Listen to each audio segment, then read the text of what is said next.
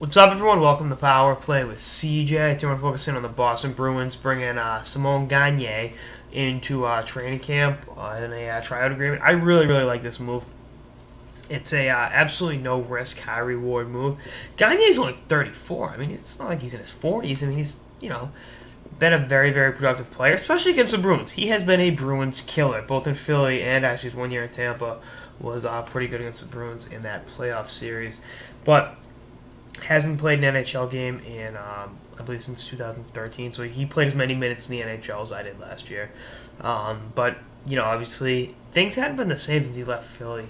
And obviously, even before that, with the concussions, I remember one of the years he was having just a phenomenal year and got hurt. That seems to really be the MO with him. He never could stay healthy after being a 40-goal scorer. In the early part of the decade.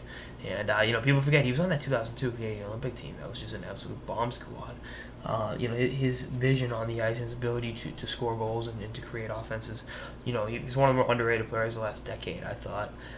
But, the Bruins, they're giving him a chance. I mean, I would personally love to see what it looked like in camp on a line with Bergeron and Marchand, or Bergeron and Riley Smith, and put Gagne in the left, and then bump Marchand down to the third line, have a really deep third line, or maybe move around the first line. There's so many options here, and if it doesn't work out, you just cut him.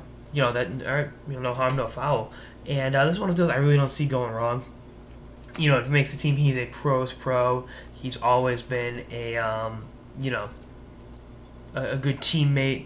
Always been on great teams over the years. And obviously, winning the cup in LA he was injured most of that year. Then he played 4 or 5 playoff games for the Kings, which I got right 4 playoff games. Did get his name on the cup. Was amazing for Tampa on their playoff run the year they went to the conference finals. Really stepped up with some big plays, and played on a really good Tampa Bay team. And Elijah got him for pretty much nothing in the 2002 offseason. Then signed with LA, and then after the year and a little bit, went back to Philly for conditional pick, and never really found his niche after that. And hopefully he I really want to see him do well. Obviously, not only as a Bruins fan, but as a fan of hockey, as much as Gagne was a hated rival with the Flyers, you always respected the way he played, the way he competed, and the way he conducted himself. He was just a good professional hockey player, and I'd love to see what he can do. Given year off year to get his health back together and go back at it. I think he's going to be a guy to watch. Obviously, you don't just ignore a guy that's got 288 career goals. But I just wonder if it wasn't for the injuries with him, could he have been a 500 goal guy? And I don't think that's out of the realm of possibility at all. But he just kind of fell apart injury wise, and never really returned to form after being I think a 2-time 40 goal scorer. But we'll see what happens. A very good playoff player as well.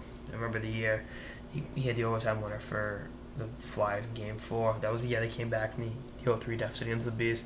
You can just see he was playing with a lot of passion, and the big reason why Philly was able to go to the Stanley Cup final that year.